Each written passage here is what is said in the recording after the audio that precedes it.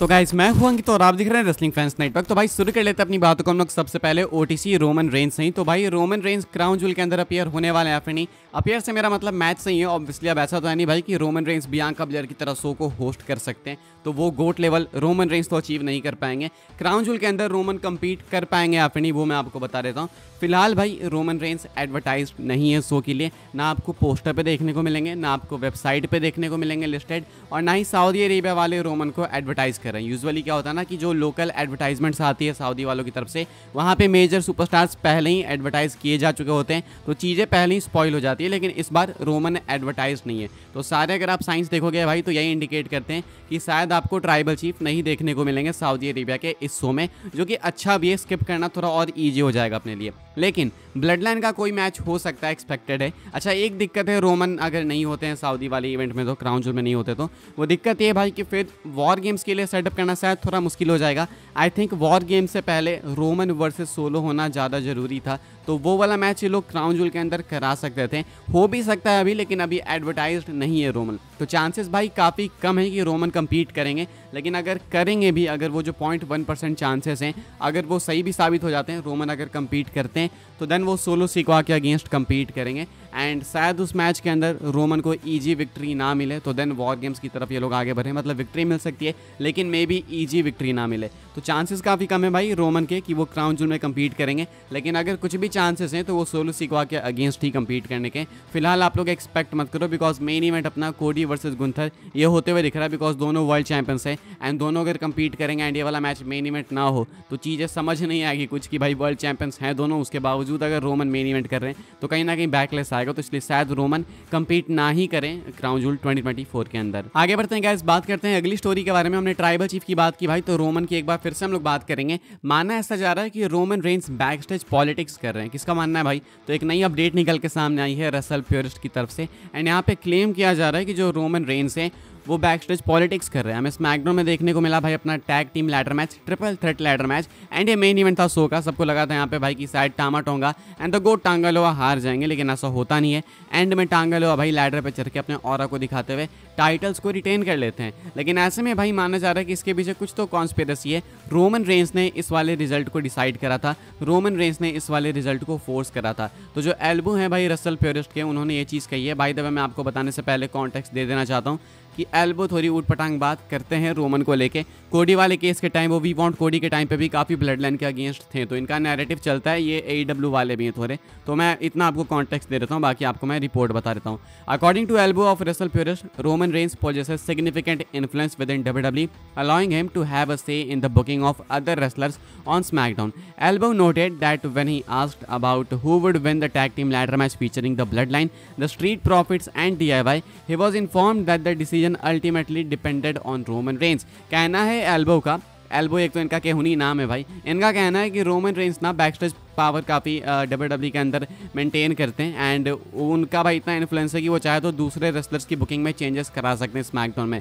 सिर्फ blood line की नहीं भाई, किसी की भी करा सकते हैं। तो ये जो अपना टैग टीम लैडर मैच था, जब इसके बारे में इन्होंने पता करा तो इन्हें सुनने को मिला कि रोमन रेंज जो डिसाइड करेंगे मेन इवेंट मैच के लिए वही होगा, रोमन जिसको चाहेंगे वो विनर बनेगा। ठीक है, तो ऐसा क्लेम किया जा रहा है इस रिपोर्ट के अंदर। एंड में हमें मालूम है कौन जीता, एंड में टामा टोंगा एंड द गोट टांगालोआ जीत जाते हैं। तो ऑब्वियस सी बात है, अगर ये रिपोर्ट सही है तो रोमन रेंज ने ही वो डिसीजन लिया होगा, रोमन रेंज का वो फाइनल कॉल होगा कि हाँ भाई ये टांगा ब्रदर्स जीतेंगे, टोंगा ब्रदर्स जो भी बोल लो, ये लोग जीतेंगे, तो इसलिए ये लोग जीते हैं। तो क्या ये बैक स्टेज पॉलिटिक्स है? अब क्वेश्चंस तो उठेंगे भाई, देखते हैं आगे क्या होता है। फिलहाल एल्बो का ये कहना, तो इनकी बातें मैं ज़्यादा सीरियस लेता नहीं हूँ, लेकिन देन अगेन भाई एक रिपोर्ट है इंटरनेट पे सर्फ हो रही है, तो मुझे लगा आपको भी बता देते हैं। आगे बढ़ते हैं गाइस, बात करते हैं अगली स्टोरी के बारे में, जो कि WWE के करंट PLE फॉर्मेट को लेकर। तो अभी हमें मालूम है भाई WWE maximum premium live events ऐसे करा रही है जहाँ पे सिर्फ 5 मैचेस होते हैं, बीच में 1-2 मैचेस एक्स्ट्रा इन्होंने डाले कुछ इवेंट्स में। लेकिन अभी फिर बैड ब्लड 5 मैचेस के साथ हुआ, Nia Jax versus Bayley, Liv Morgan versus Rhea Ripley, Roman Reigns की टीम कोडी रोड्स के साथ versus Bloodline, CM Punk versus Drew McIntyre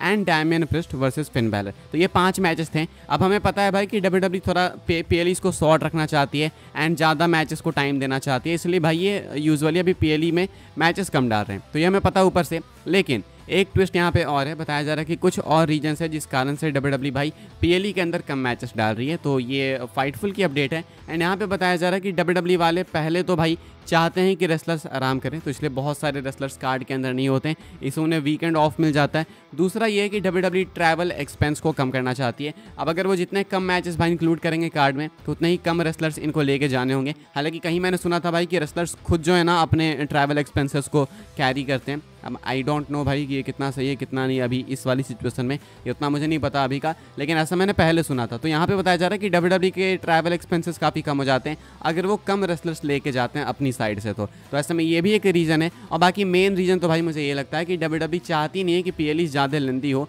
and चाहती है कि मैचेस को ज़्यादा टाइम मिले। बाकी अपने बैकस्टेज सेगमेंट्स होते हैं तो WWE वो भी डाल ही देती है, तो घुमा फिरा के ठीक ठाक से इवेंट्स हैं। लेकिन हाँ, एक कंप्लेन है कि भाई बस इसको 3 घंटे से ऊपर कर दिया करो। मंडे नाइट रॉ भाई 3 घंटे के शोज प्रोड्यूस करती थी, अब ये भी 2 घंटे के करने लगे, लेकिन मंडे नाइट रॉ 3 घंटे के हुआ करती थी, तो एटलीस्ट भाई उससे ऊपर तो जाओ, एटलीस्ट 4 घंटे तक तो लेकर जाओ। मैं इतना चाहता हूँ। बाकी आप क्या सोचते हो भाई इसके बारे में? ये वाला फॉर्मेट आपको ज़्यादा पसंद है या फिर नहीं, कमेंट करके बताना जरूर से। आगे बढ़ते हैं गाइस, बात करते हैं अगली स्टोरी के बारे में, जो कि फ्राइडे नाइट स्मैकडाउन की व्यूअरशिप को लेकर। तो भाई इसके पहले वाला जो स्मैकडाउन का एपिसोड था वो अच्छा था मेरे अकॉर्डिंग तो, लेकिन वहाँ पे व्यूअरशिप थोड़ी डाउन हो गई। मैं आपको नंबर्स बता देता हूँ। गो होम शो था वो बाय द वे, ठीक है। वहाँ पे रोमन नहीं थे, कोडी नहीं थे इन पर्सन, लेकिन ठीक है अभी एजे स्टाइल्स वापस आए थे, massive tag team ladder match था। तो देख लेते हैं व्यूअरशिप क्या है।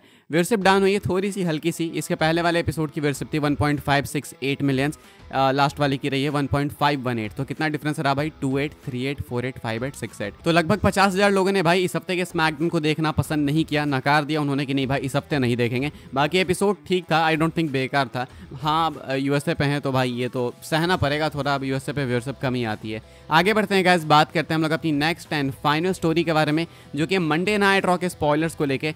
अब मैं आपको बता चुका था भाई कि WWE 8 अक्टूबर के साथ में उसके बाद वाले एपिसोड को भी टेप कर लेगी, तो टेपिंग हो चुकी है। मैं आपको स्पॉयलर्स देने वाला हूँ, इसलिए मैंने ये अपडेट लास्ट में रखी है। तो अगर आप चाहते हो तो इस वीडियो को यहीं पे बंद भी कर सकते हो, लेकिन अगर आपको अगले हफ्ते के स्पॉयलर्स चाहिए तो ये वाली वीडियो भाई बिल्कुल आपके लिए। जितनी अवेलेबल वीडियो क्लिप्स है या फिर फोटोज़ वगैरह मैं आपको दिखा दूंगा, नहीं तो आप सिंपल रिजल्ट सुन सकते हो स्क्रीनशॉट देख के। तो भाई वॉर रेडर्स का रिटर्न हो चुका है। वॉर रेडर्स यानी कि वाइकिंग रेडर्स, मैंने आपको बताया था कि ये लोग आने वाले हैं, तो ये वापस आ चुके हैं। इनकी वीडियो फुटेज है मेरे पास, वो मैं आपको दिखा दूंगा। तो आइवर एंड एरिक का रिटर्न हो गया, ये दोनों कंपीट करते हुए दिखे। देन रिया रिप्ली भाई शो के दौरान रकील रॉड्रिगेज को कॉल आउट करती हैं। हमें पता था भाई कि बैड ब्लड में कॉस्ट किया है रकील रॉड्रिगेज ने, तो ये तो होना ही था। तो टिफनी स्ट्रैटन आती हैं रकील रॉड्रिगेज की जगह, एंड उसके बाद वो कुछ मैसेज देना चाहती है नाया जैक्स का, लेकिन इसी दौरान भाई Liv Morgan and Raquel Rodriguez attack कर देती हैं Rhea Ripley and Tiffany Stratton दोनों पे। तो ऐसे में ये वाला देन जो सेगमेंट है मैच में कन्वर्ट होता है। लेटर इनका मैच होता है शो में, जो कि मेन इवेंट होता है भाई। एंड इस मैच के अंदर विक्ट्री किसी को नहीं मिलती है। ये मैच नो कॉन्टेस्ट में एंड होता है बिकॉज नाया जैक्स इंटरफेयर कर देती है, ठीक है। Then Bianca Belair and Jade Cargill का मैच होता है Kairi Sane and Iyo Sky के अगेंस्ट। डिफेंड करती हैं ये लोग अपनी women's tag team championships and यहाँ पे रिटेन करती हैं ऑब्वियसली अपनी टाइटल्स को। इसके बाद R-Truth भाई मैच के अंदर हरा देते हैं द मिज को। जी हाँ, इनका मैच होता है, मिज को हार मिलती है। उसके बाद मैच के बाद पिटाई होती है R-Truth की, तो हल्की सी भाई ये भी हो गया। अब क्या कर सकते हैं, बेचारे R-Truth की किस्मत सही नहीं है। दोस्ती क्या इन्होंने, लेकिन दोस्ती टूट चुकी है अभी मिस के साथ में वापस से। देन इसके बाद भाई ब्रॉन ब्रेकर हरा देते हैं कोफी किंगस्टन को, तो इनका मैच हुआ था, ब्रेकर जीत जाते हैं। तो भाई ये कुछ है स्पॉयलर्स मंडे नाइट रॉ से रिलेटेड। ऑब्वियसली भाई इसके अलावा भी कुछ सेगमेंट्स होंगे, बैक स्टेज सेगमेंट्स या फिर और भी कुछ सेगमेंट्स होंगे, लेकिन ये है कुछ को स्पॉयलर्स जो कि निकल के सामने आते हैं।